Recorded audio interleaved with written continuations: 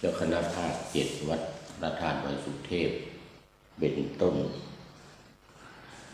และขออำนวยพรแด่ท่านผู้ฟัง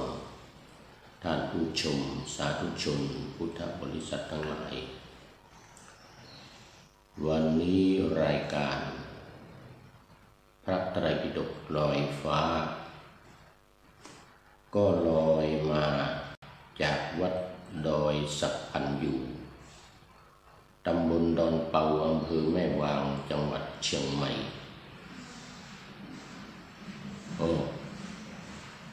ตอนนี้ต้อนรับFC ตัวจริง ท่านสุริยันคำปาวัดพระธาตุดอยสุเทพนี้ FC ตัวจริงกราบนมัสการครับเมื่อคืนฟังพระอาจารย์แหล่แหล่ดังไปถึงโน่นเลยเนี่ยเสียงดีมากๆครับผมเหมือนกันนะทดสอบเอาให้ทดสอบเสียงเมื่อวานนี้รอองค์เทศนะคือพระเดชพระคุณหลวงพ่อพระครูอาทรวิสุทธิคุณนะท่านกำลังเดินทางมายังไม่ถึงครูอ้วนกับพระนาน7 4ก็เลยให้แหล่เขาเรียกว่ารอองค์เทศรอองค์เทศมาถ้าองค์เทศมาก็ให้หยุดว่างั้นนะแลเล่นทดลองเสียงดู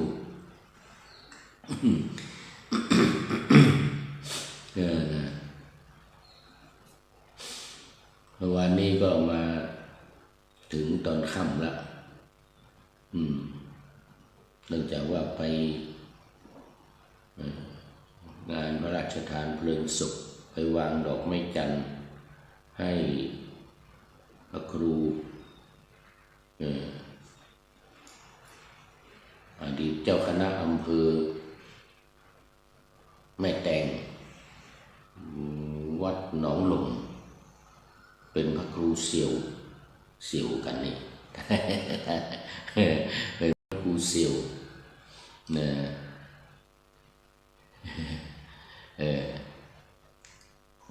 ขอต้อนรับคุณโยมชุติการศรีประเสริฐคุณโยมชุติการศรีประเสริฐนี่จาก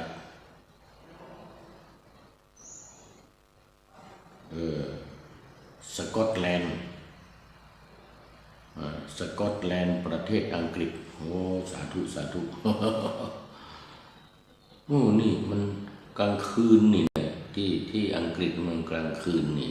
เดี๋ยวตอนนี้นี่กี่โมงเนี่ย6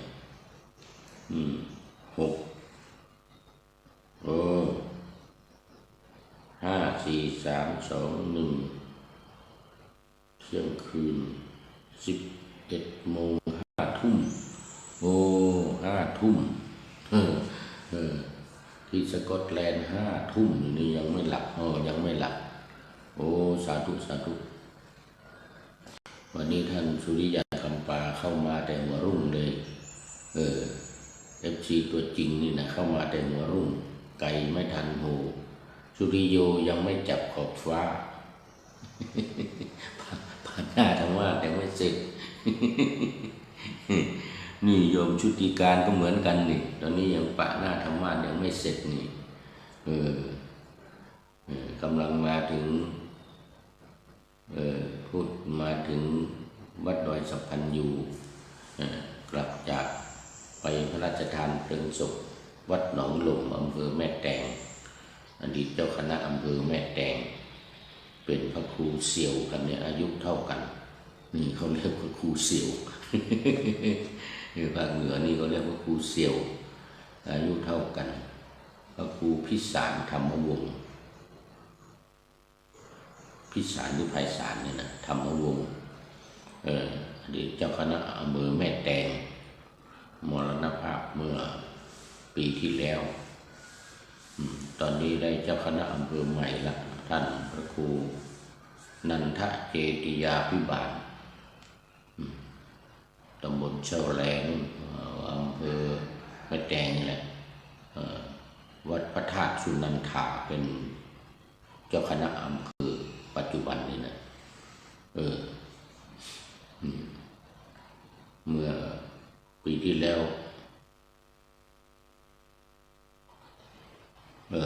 เมื่อปีที่แล้วรู้สึกจะเดือนธันวาไปมุทิตามาแล้วมุทิตาจิตเราฉลองตำแหน่งเจ้าคณะอำเภอแม่แตงเนื่องจากว่าท่านพระครูเสี่ยวมรณภาพเมื่อปีที่แล้วแล้วก็มาพระราชทานเพลิงเมื่อวานนี้วันนี้ก็เลยมาเมื่อคืนที่แล้วเนี่ยก็เลยมาวัดดอยสะพันยูท่านเจ้าอาวาสก็มาต้อนรับเป็นคืนแรกการบำเพ็ญกุศลทักษิณานุปทานอุทิศให้ท่านอาจารย์มหาวิษณุจารุธรรมโมแล้วก็จะมีอีกวันนี้วันเสาร์นี้แล้วก็เดี๋ยววันศุกร์วันนี้วันศุกร์แล้วก็วันเสาร์แล้วก็วันอาทิตย์จะประชุมเพลิงตอนนี้ขอต้อนรับท่านอาจารย์สุรศักดิ์พรหมศรีนมัสการพระอาจารย์นะนี่จากจันทบุรีนะนี่จันทบุรีนี่เป็น FC ตัวจริงแล้วเป็น FC ตัวจริงแล้วคุณโยมชุติการก็จะเป็น FC ตัวจริงเหมือนกันจันทบุรีมาแล้วนี่อังกฤษมาแล้วนี่แล้วก็เชียงใหม่มาแล้วนี่พระธาตุดอยสุเทพวันนี้มี FC เข้ามาเยอะเลยแล้วนะ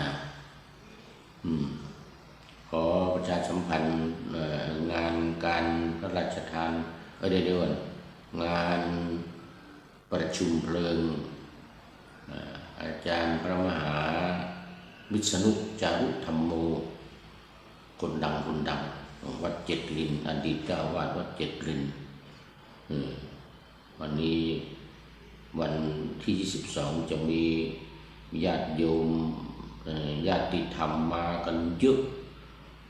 ที่วัดเจ็ดลินไม่มีที่อยู่ที่อาศัยที่พักที่นั่งที่ยืนก็เลยต้องออกมาที่นี่วัดดอยสะพันยูนี่กว้างขวางข้างหน้านี่ตอนนี้ก็ตั้งปราสาทเอาศพขึ้นปราสาทเรียบร้อยแล้วเมื่อวานนี้เมื่อคืนที่ผ่านมาก็พระเดชพระคุณหลวงพ่อพระครูอาทรวิสุทธิคุณมาเทศเป็นองค์แรก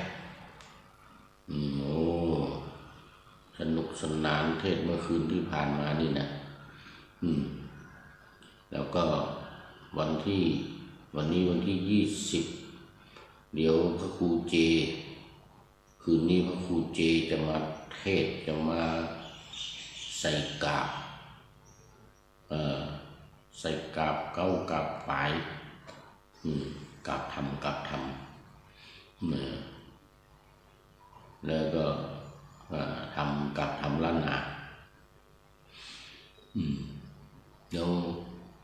วันที่21อีกวันหนึ่งมีเทศมีสวดตอนกลางคืน20:30เป็นต้นไปแล้วก็วันที่22 เชิญชวนทุกท่านมาร่วมกันประชุมเพลิงไม่ได้พระราชทานเพลิงนะไม่ได้ขอไฟพระราชทาน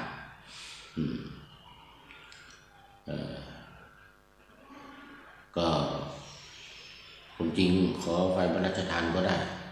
มีสัญญาบัตรเขาเป็นพระครูสัญญาบัตรเดี๋ยวเป็นพระมหาเป็นมหาประเด็นธรรม5 ประโยคนี่ก็ขอไฟพระราชทานได้แต่ว่าไม่ได้ขอนะไม่ได้ขอพระราชทานก็เลยประชุมเพลิงธรรมดาชุมเพลิงธรรมดาก็ไม่เป็นไรคนจริงก็ขอได้เหมือนกัน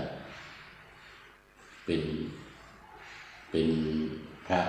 มหาประเด็นธรรมของพระราชาเหมือนกันแต่ว่าไม่ได้ขอธรรมดาธรรมดา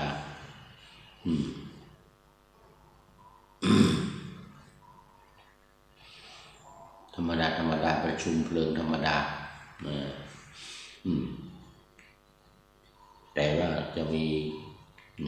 คนมามากเพราะว่ามีคนรู้จักมากเคารพนับถือท่านอาจารย์พระมหาวิษณุจารุธรรมโมหรือจารุธรรมรักษ์นี่นามปากกาของนั่นจารุธรรมรักษ์นี่จารุธรรมรักษ์จารุนี่แปลว่าสวยงามนะแปลว่าสวยนะสวยงามจารุธรรมโมมีธรรมมันงามจารุธรรมโมนี่นะ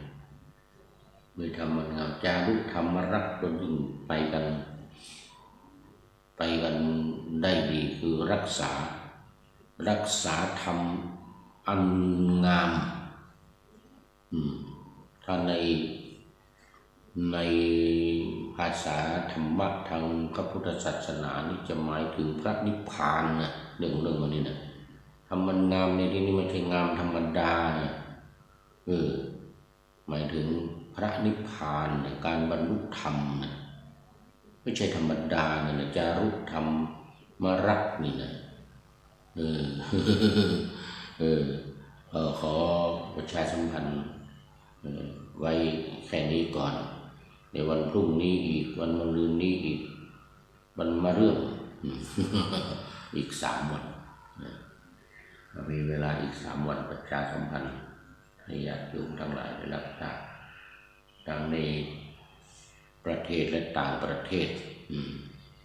เดี๋ยวต่างประเทศก็จะมากันนู่นจะมาเลเซียฮ่องกงสิงคโปร์จะมากันเป็นจำนวนมากเอาละตอนนี้ก็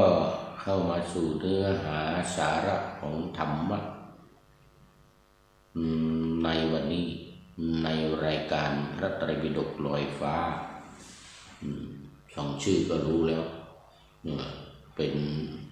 เนื้อหาจากพระไตรปิฎกโดยตรงและที่สำคัญคือพยายามจะให้มันจบก่อนที่ผู้พูดนี้จะตาย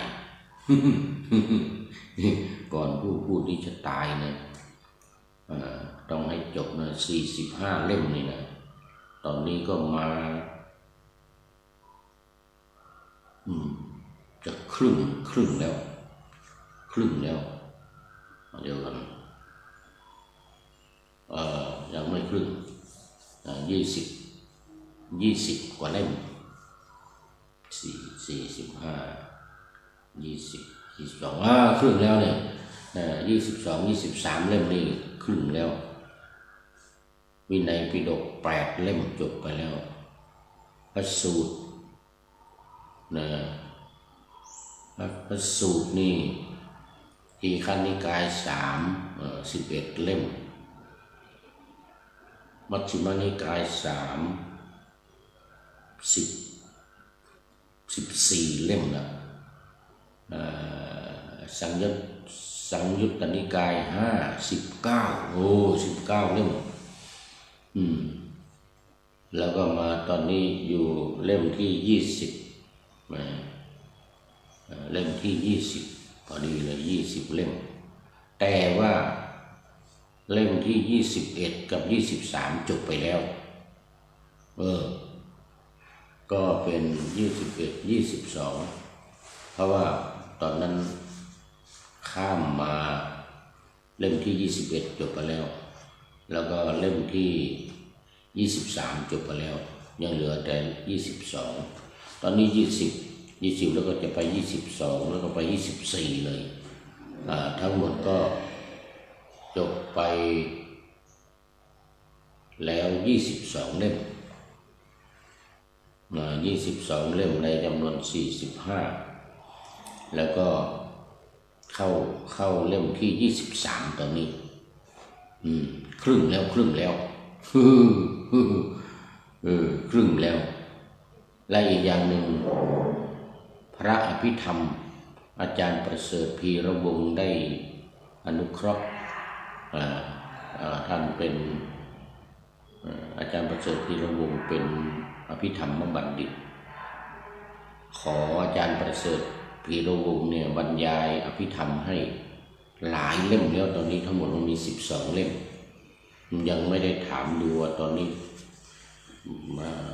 ถ้าเป็นเล่มไปแล้วกี่เล่มแล้วก็ยังเหลืออยู่กี่เล่มนี่เกินครึ่งแล้วก็ตอนนี้อายุ70ไม่รู้จะอยู่ไปกี่ปีนะอายุ70แล้วก็เหลืออีกเหลืออีก18-19เล่มนี่ที่18-19เล่มก็ในส่วนของพระสูตรนี่ก็ไม่ถึงแล้วเพราะว่ามันอภิธรรมอีก12เล่มใกล้จะหมดอ่ะคิดว่าก่อนมรณภาพนี่ต้องจบแน่ตั้งใจไว้แล้วปีนี้เป็นปีที่23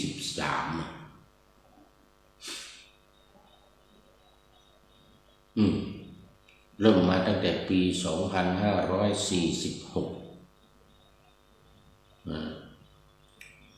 วันวิสาขบูชา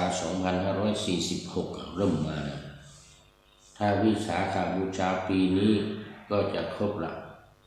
23ปี67 68 69จะครบ23ปีไม่ใช่ธรรมดานะนี่เพราะว่ารายการพระไตรปิฎกลอยฟ้านี่เริ่มตั้งแต่เริ่มเปิดสถานีวิทยุ FM 96 เมกะเฮิรตซ์นี่นะตอนนั้นเปิดที่วัดสวนดอกอาคารช้อยนันทาภิวัตน์ชั้น4นู่นนะผู้พูดนี่แหละเป็นคนเปิดสถานีของวัดพระธาตุดอยสุเทพเราเนี่ยนะเปิดสถานีเป็นคนทำประเด็นพระคุณหลวงพ่อพระธรรมเสนามุนีนี่แหละเป็นผู้กล่าวเปิดเป็นรูปแรกวันวิสาขบูชาปี2546พระเดชพระคุณหลวงพ่อเป็นผู้เปิดตอนนั้นยังไม่ใช่ชั้นธรรมนะเมื่อ20ปีก่อน23ปีเลยรู้สึกว่าเป็นพระศรีสมโพธินี่แหละพระศรีสมโพธิหลวงพ่อเป็นตอนนั้นเป็นรองเจ้าคณะอำเภอเมือง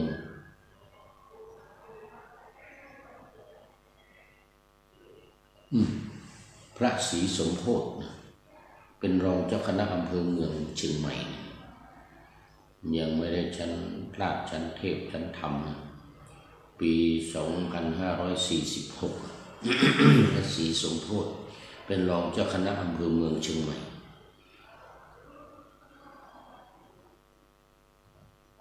ถูกแล้ว เพราะว่าอันเป็นเจ้าคณะอำเภอแม่วางนี่แหละนี่อำเภอแม่วางแล้วก็ได้รับการแต่งตั้งไปเป็นรองเจ้าคณะอำเภอเมืองเป็นเจ้าคณะอำเภอนะอำเภอแม่วางนี่นะ เป็นเจ้าคณะอำเภอแม่วางแล้วก็ลดตำแหน่งเป็นรองเจ้าคณะอำเภอเมืองดูดิไม่ได้พูดหลวงพ่อเรานี่นะ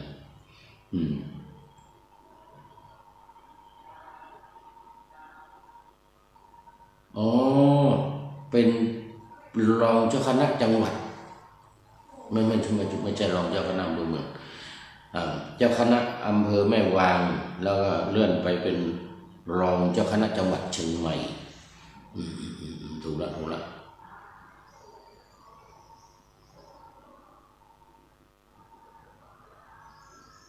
ขับคล้ายขับคลารองอำเภอเมือง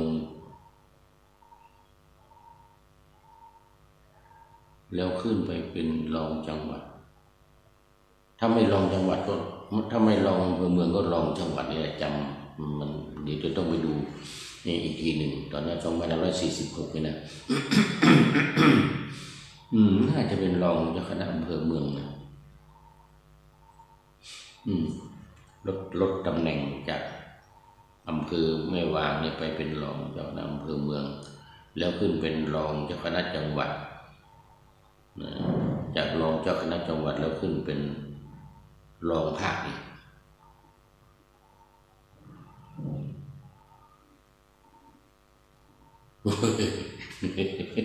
มันมึนเป็นรองภาคนะแล้วก็หลวงพ่อรองภาคคือหลวงพ่อหลวงพ่อวัดศรีโสดาเนี่ยตอนนั้นท่านเป็นชั้นราชนะเป็นรองภาคเอารองภาคนั้นมาเป็นเจ้าคณะจังหวัดนะแล้วก็หลวงพ่อรองเจ้าคณะจังหวัดหลวงพ่อธรรมเสนาบดีเรานี่นะตอนนั้นเป็น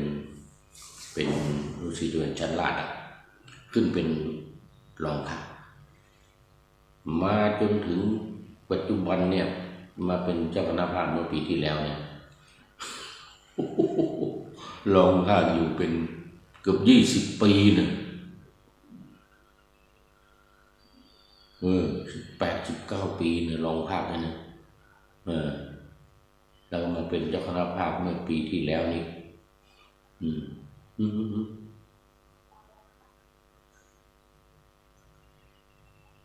2567นะไม่ใช่ปีที่แล้วเป็น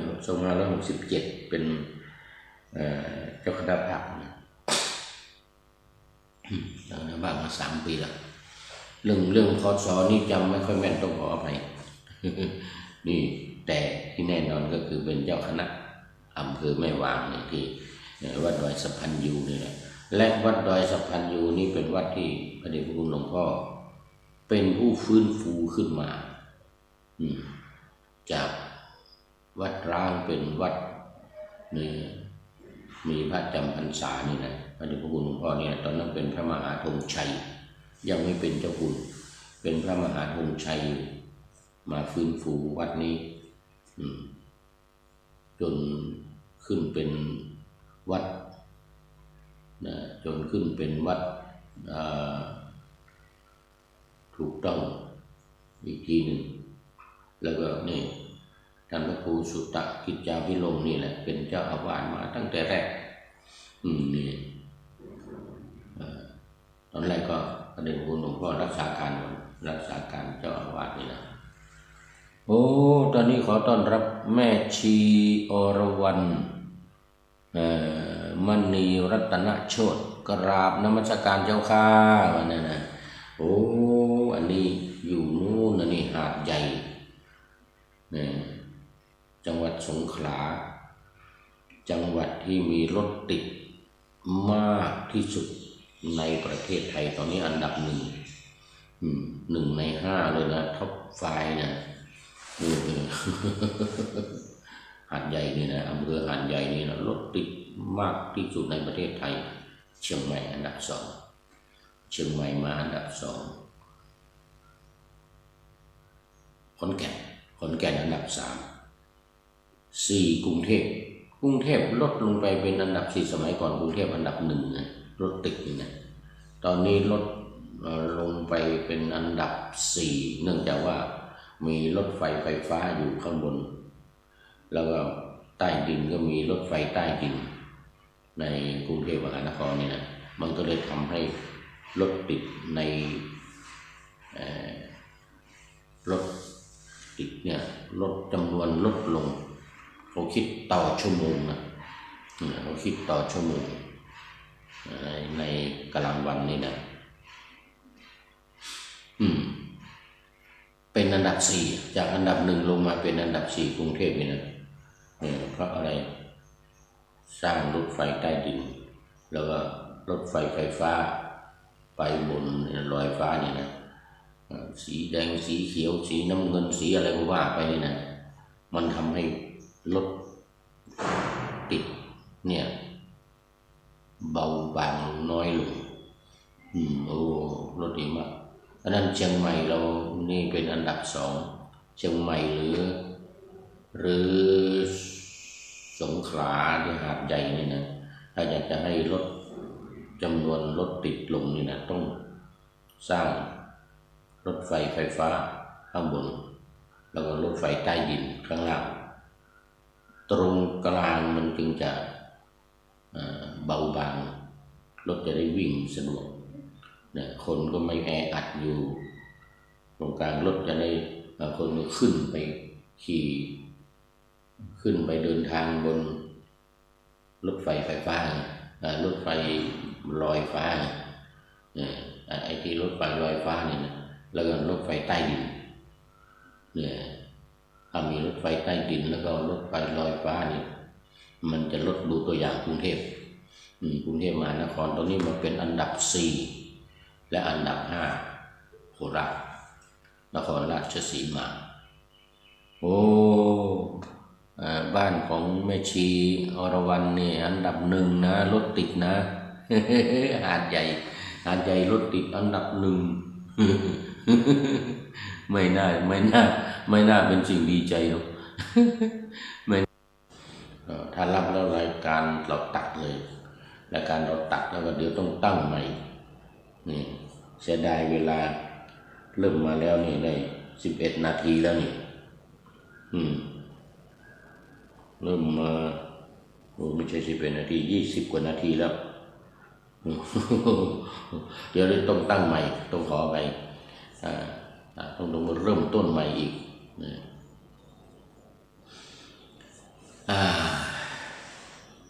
เอาละมา ผู้วิหารลาย เดี๋ยวจะเสียเวลาวันนี้ก็พระไตรปิฎกเล่มที่20อย่างว่านะเล่มที่20นี่ก็ว่ามาหลายวันแล้วแต่มันไม่ปฏิดประต่อต้องขอไปนี่นะมันยังไม่ได้กลับไปวัดถ้ากลับไปวัดจะเอาหนังสือมาเปิดแล้วมันจะต่อกันไอ้อินเทอร์เน็ตไอ้เนี่ยทางออนไลน์เนี่ยมาเปิดแล้วก็มันไม่เหมือนเดิมหาที่เหมือนเดิมมันไม่เจอ นี่เปิดแต่ละวันนี่เป็นเรื่องใหม่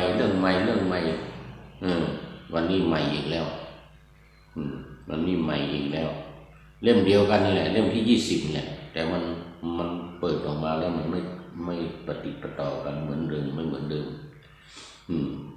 วันนี้เป็นสุตตันตปิฎกอังคุตรนิกาย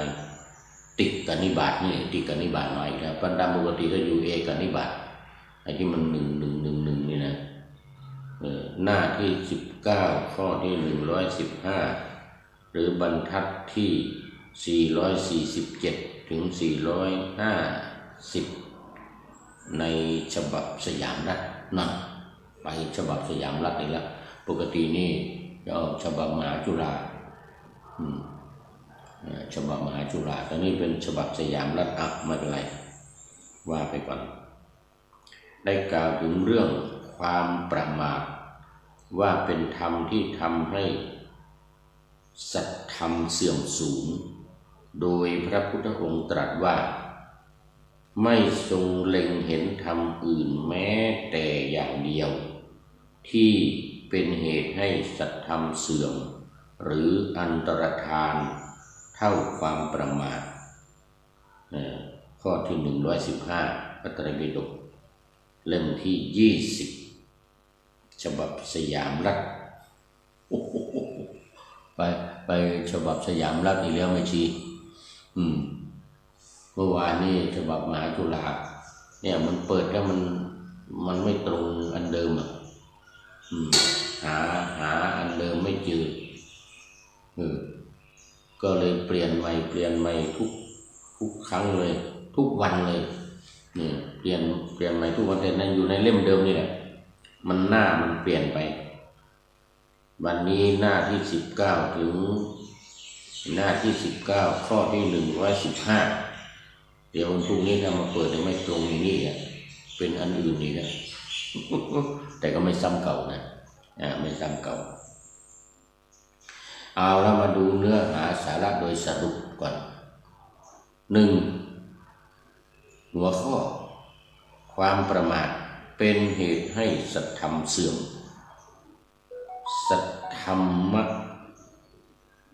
วินลัปปะสูตรสัทธรรมวินลัปปะสูตรคือสูตรที่ว่าด้วยความเสื่อมของพระสัทธรรมพระสัทธรรมนี่คืออะไรพระสัทธรรมก็คือธรรมะทั้งหมดของพระพุทธเจ้าที่แสดงมา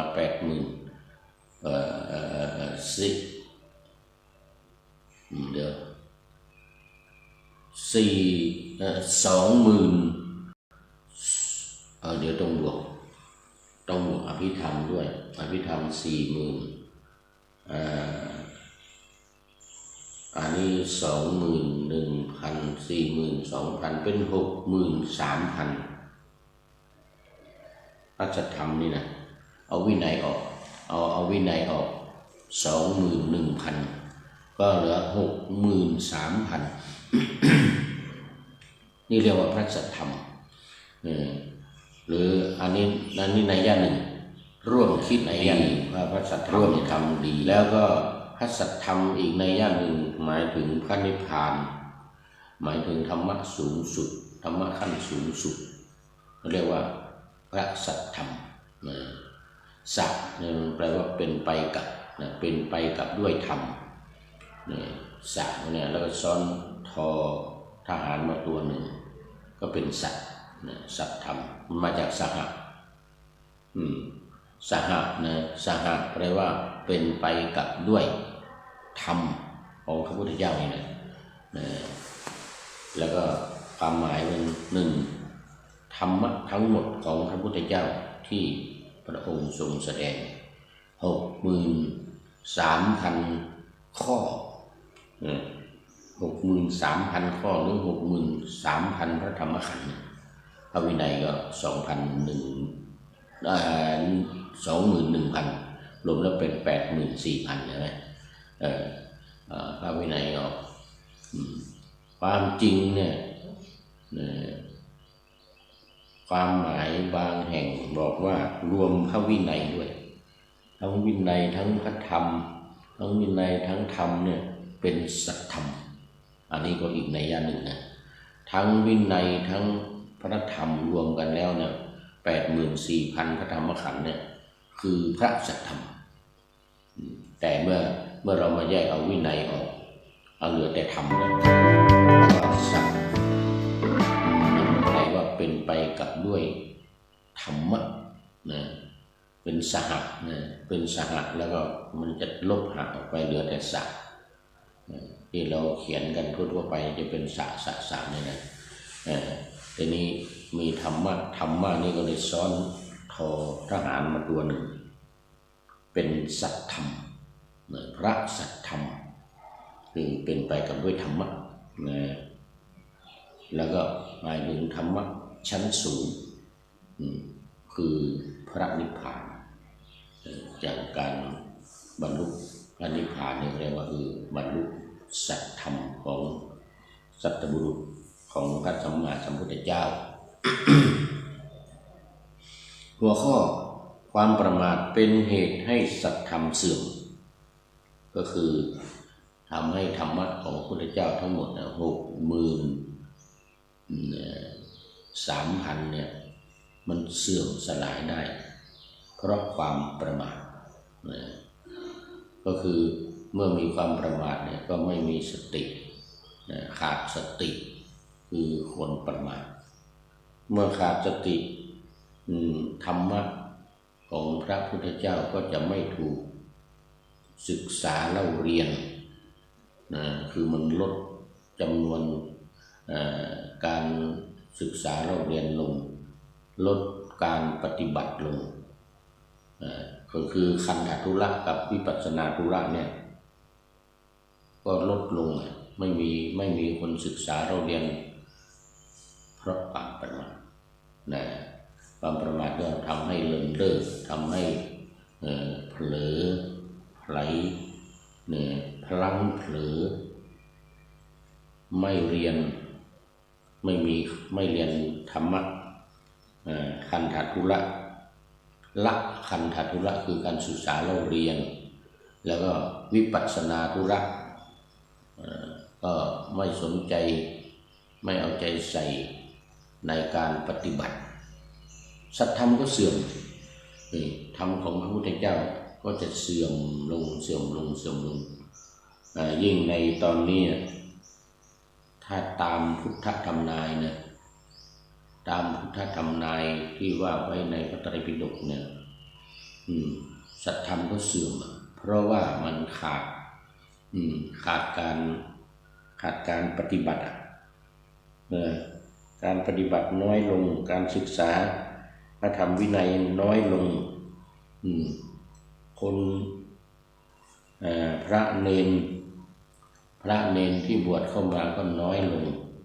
และญาติโยมที่จะศึกษาพระธรรมวินัยนั้นก็มีน้อยอยู่แล้วเพราะว่าไม่สะดวกมีงานมากต้องทำงานเลี้ยงชีวิตเลี้ยงครอบครัวจะไม่มีเวลามาศึกษาธรรมะไม่มีเวลาศึกษาพระธรรมแล้วก็ปฏิบัติด้วยมีปฏิบัติก็มีน้อยดังนั้นสัจธรรมก็เสื่อมเพราะมีความประมาทแล้วอันนี้ตรงกันข้ามกับความไม่ประมาทความไม่ประมาทพระพุทธองค์ทรงยกย่องเป็นหนึ่งในธรรมทั้งหลายในบรรดาธรรมทั้งหลายเนี่ยถึงกับเทียบกับว่าอุปมา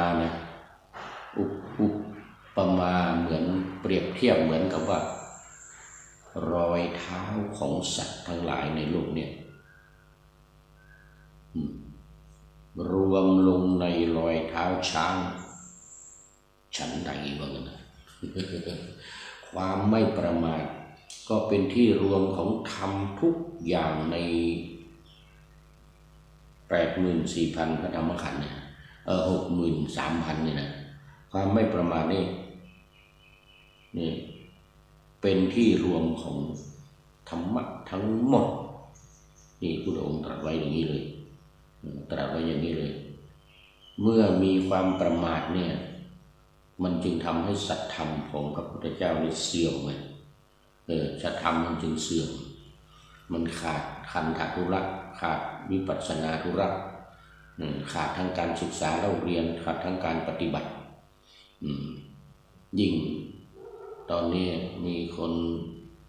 เข้ามาบวชน้อยมีคนศึกษาธรรมวินัยน้อยสังเกตดูการสอบบาลีจำนวนพระเนนที่สอบบาลีที่ผ่านมาเนี่ยทั้งสองภาคแล้วภาคแรกประโยคสูง6 7 8 9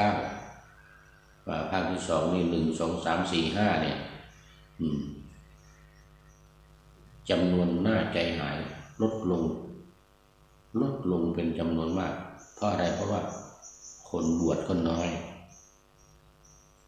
ยิ่งตอนนี้เปิดให้ฆราวาสเรียนเรียกบส.บส.ก็คือบาลีศึกษาสำหรับฆราวาสนะแต่สำหรับพระเนรเนี่ยเลยปท.ปรริยนธรรมปรริยนธรรมแต่ว่าเปิดให้นักเรียนเปิดให้ญาติโยมเรียนด้วยเขาเรียกบส.นี่จำนวนผู้เรียนบาลีตอนนี้ก็ลดลงเป็นจำนวนมากน่าใจหายการสอบบาลีทั้งประโยคสูง6 7 8 9จำนวนก็ลดลง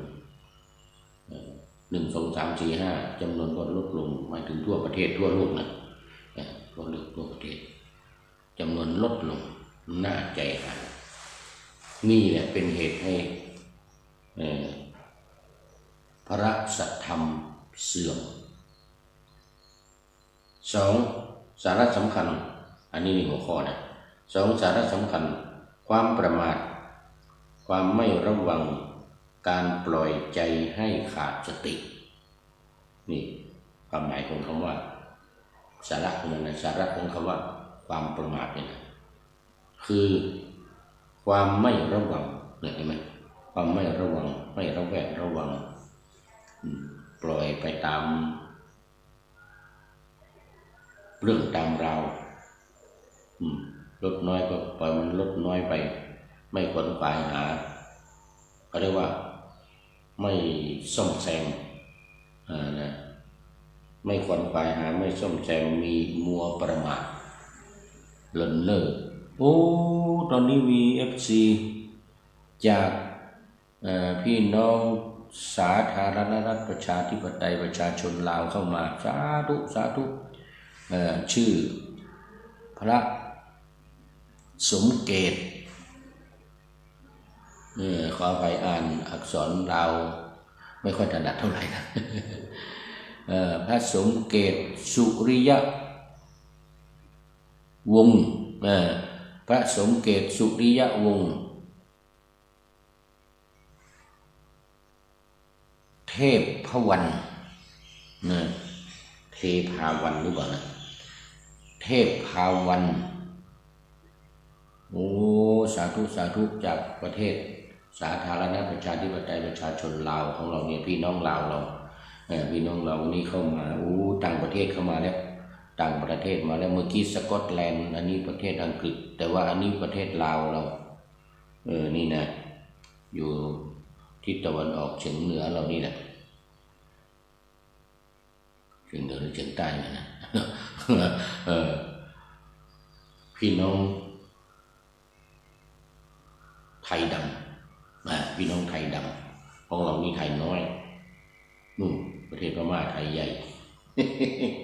ไทยใหญ่รัดฉานอยู่ประเทศพม่าของเรานี่ไทยน้อยที่ประเทศลาวไทยดำที่เราเคยได้ยินเพลงไทยดำลำพันธ์ไทยดำเฮานานี่นะนี่พี่น้องพระสมเกตนะสมเกตสุริยวงศ์สาธุครับผมขอบคุณมากเดี๋ยวนานแล้วไม่ได้ไปเยือนประเทศลาวนะเดี๋ยวมีเวลาจะได้ไปเยี่ยมไปมาหมดละเวียงจันทร์หลวงน้ำทาอะไรหลวงพระบางไปมาหมดแล้วไปตอนนั้นไปจัดรายการที่หลวงพระบางเนี่ยรายการของการมีดกลอยฟ้าเหล่านี้ไปจัดที่หลวงพระบาง วัดอะไรทองเลยนะจะนั่งจัดรายการอยู่หน้าวัดนั่นนะหน้าวัดทองเลยนะเดี๋ยวแสงทองหรือเปล่าแสงทองอะไรสักอย่างนึงเนี่ยที่เวียงจันทร์ไอ้ที่หลวงพระบางนี่หลวงพระบางไปตักบาตรพระเถรพระเดินบิณฑบาตก็300 รูปเลยนะโอ้เราไปตักบาตร ที่หลวงพระบางไปมาแล้วพ พาญาติโยมไปตอนนั้นนะแล้วก็ไปใส่บาตรกันนี่ใส่บาตรกันที่หลวงพระบางไปมรดกโลกการใส่บาตรนี่เป็นมรดกโลกนะตักบาตรตอนเช้าทุกวัน300 รูปพระนะ200-300 กว่ารูปโอ้เดินกันเป็นแถวโอ้เดินยุบจริงๆใส่บาตรที่หลวงพระบางหลวงน้ำทาบ่อเต็นบ่อหานไปมาหมดนะข้ามไปเชียงรุ้งข้ามไปเชียงรุ้งอะไรจิงหงน่ะ12 ปันนาข้ามไปจิงหง12 ปันนาไปมา6 ครั้งเลยนะประเทศจีนนี่ไปมา6 ครั้งเนี่ยผ่านประเทศลาวนี่นะประเทศลาวนี่เป็น10 กว่าครั้งแล้วเฉพาะประเทศลาวนี่นะแล้วก็ผ่านไปจีนนะ6 ครั้ง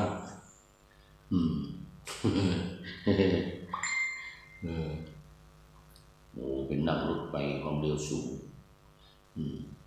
นู่นตาลี่อะไรโน่นทางมรดกโลกนี่เหมือนกันนะแต่ในประเทศจีนเนี่ยนะคุณหมิงอะไรสีอานอะไรอาจารย์มหาวิษณุเรานี่แหละพาไปท่านมหาวิษณุเรานี่เก่งนะท่านชอบไปซีอานปักกิ่งไปขึ้นกำแพงเมืองจีนไปขึ้นกำแพงเมืองจีนเนี่ยอาจารย์วิษณุเรานี่แหละพาไปขึ้นกำแพงเมืองจีนไปกับอาจารย์วิษณุนี่นะมหาวิษณุเรานี่นะเดี๋ยวดูเวลาเดี๋ยวมันจะหมดเวลาแล้วนี่เอามาสาระสำคัญความประมาทคือไม่ระวังการปล่อยใจให้ขาดสตินี่ความหมายนะทีนี้เป็นศัตรูตัวร้ายที่สุดต่อการคงอยู่ของพระสัทธรรมเพราะฉะนั้นความประมาทเราต้องอย่ามีความประมาทกันนะเราต้องไม่ประมาทเลยเพราะว่าความประมาทนี่มันจะทำให้พระสัทธรรมนี่เสื่อม3อ้างอิงเล่มที่20หน้า19บรรทัดที่447ถึง450มานี่นะมาดูเนื้อหากันเลยเดี๋ยวมันจะหมดเวลาพอดีเนื้อหามีไม่มากเนื้อหามีไม่มากพระองค์ในข้อ115นี้พระพุทธองค์ตรัสว่าดูก่อนภิกษุทั้งหลายเราย่อมไม่เล็งเห็นธรรมอื่นแม้อย่างหนึ่งที่เป็นไปเพื่อความเสื่อมสูญเพื่อความอันตรธานแห่งสัตธรรมเหมือนความประมาทดูก่อนภิกษุทั้งหลายความประมาทย่อมเป็นไปเพื่อความเสื่อมสูญเพื่อความอันตรธานแห่งสัตธรรม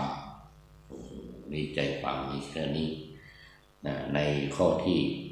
115เนื้อความในพระไตรปิฎกเล่มที่20บรรทัดที่447ถึง450 47ถึง450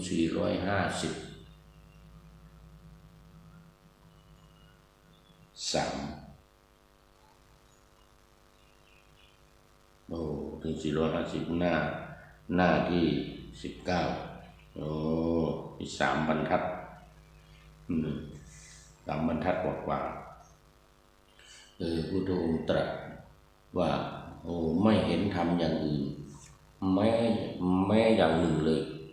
ก็หมายถึงว่าความประมาทเนี่ยเป็นหนึ่งเลยในการที่จะทำให้พระสัทธรรมเสื่อมให้จากการทำให้พระสัทธรรมเสื่อมคือความประมาทนี่เองแล้ววันนี้จบอังคุตรนิกายเอกนิบาตคือหัวข้อมีเพียง1 เดียวเนี่ย เรียกว่าเป็นอยู่ในเอกนิบาตนะเอกนิบาตมีหนึ่งเดียวมีความประมาทแล้วก็มีเคยว่ามาเรื่องของรูปเรื่องของรูปของผู้หญิงรูปของผู้ชายรูปก็มีหนึ่งเป็นต้นแล้ววันนี้สรุปเนื้อหาสาระก็คือความประมาทนะเพราะฉะนั้นเป็นคติเตือนใจว่าเราทั้งหลายอย่าได้ประมาทเมื่อไม่ประมาทไม่เลินเล่อต้องมีความระมัดระวังที่สำคัญคือมีคันธทุระกับวิปัสสนาทุระคือการศึกษาเราเรียนพระธรรมวินัย 84,000 พระธรรมขันธ์นี้เอาไว้ให้ดีแล้วก็